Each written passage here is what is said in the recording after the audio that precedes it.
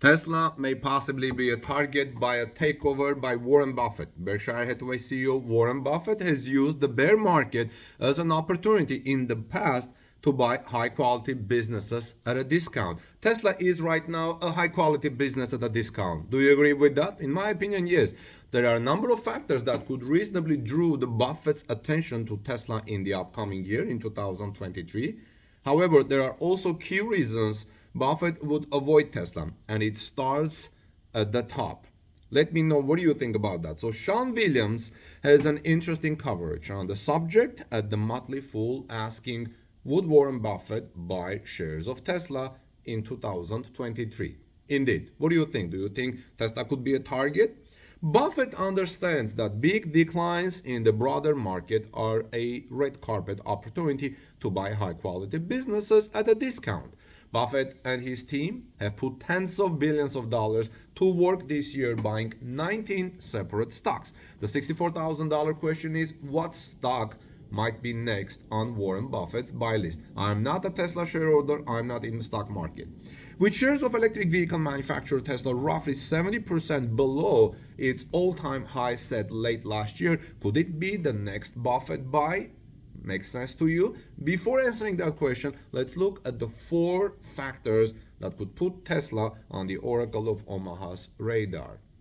Here's what could, in theory, put Tesla on Warren Buffett's radar in 2023. So 4 factors. First, it's an industry leader. Tesla is an industry-led leader, and I'm not just talking about its market cap, which surpasses all other auto stocks. During the third quarter, Tesla accounted for a 65% share of electric vehicles registered in the United States, according to S&P Global Mobility, a division of S&P Global. Buffett is a strong believer that industry leaders tend to keep winning as long as they have a sustainable moat. Secondly, Tesla can sustain its industry-leading share by significantly boosting production to meet growing demand for electric vehicles. Earlier this year, the Austin, Texas, and Berlin, Germany gigafactories came online. Although supply chain issues could disrupt production in 2023, it's feasible we could see Tesla surpass 1.5 million electric vehicles produced next year in 2023, after pacing more than 1 million electric vehicle deliveries in 2022. The third beacon for Warren Buffett and his investment team would be the company's income statements. Tesla has been profitable on the basis of generally accepted accounting principles, GAAP, in each of the past 3 years. Over the trailing 5 quarters, GAAP net income has ranged from 1.62 to 3.32 billion dollars. Even though regulatory credits are aiding Tesla's profits, these emission credits are no longer necessary to achieve profitability. The fourth and final factor that could draw the Warren Buffett's attention is Tesla's balance sheet, which ended September with $21.1 billion in cash equivalents and marketable securities. CEO Elon Musk has suggested that Tesla's board of directors would consider a share buyback once the US and global economic outlook stabilizes a bit. So is Tesla a Warren Buffett stock? Are these 4 factors that I just described enough to coerce the Oracle as Warren Buffett's to put Berkshire Hathaway's money to work in Tesla? In my view, not a chance, and there are 2 key reasons why, writes William. William says, first, Tesla lacks a true moat. That's what he says. To begin with, Tesla's competitive advantages aren't as rock solid as its market share entails. The company's US and global market share have been shrinking as global automakers aggressively spend on electric vehicles, autonomous vehicles research, and battery production. Do you agree with him? I don't know. I'm just saying what he says. And I want to hear from you guys. In the United States, General Motors, a current Berkshire Hathaway holding, and Ford Motor Company have earmarked $35 billion and $50 billion respectively for EV, AV, autonomous vehicle research, and battery research. By the end of 2025, GM and Ford are each expected to have unveiled 30 new electric vehicle models worldwide. To add to this point, even though Tesla is the most popular electric vehicle sold in North America, it lacks the brand history and awareness that stalwarts like General Motors and Ford bring to the table, Williams writes. He says building vehicles for American workers for more than a century is an intangible advantage that market cap simply doesn't trounce. I cannot necessarily agree with this, but I'm just sharing it with you. Second, according to Williams, Elon Musk doesn't evoke trust from shareholders. That's what he says. Williams says the other reason he believes there is absolutely no chance that Warren Buffett or his investing people would purchase shares of Tesla in 2023 is CEO Elon Musk. For Buffett, strong management teams are a luxury, not a necessity, as long as the business he is investing in is sound. However, if that management team threatens consumer and shareholder trust or could adversely impact its operating performance, it's a big red flag for him. Over the past few years, it's become readily apparent that Musk is a legal, financial, and operating liability for Tesla, Williams writes in Motley Fool.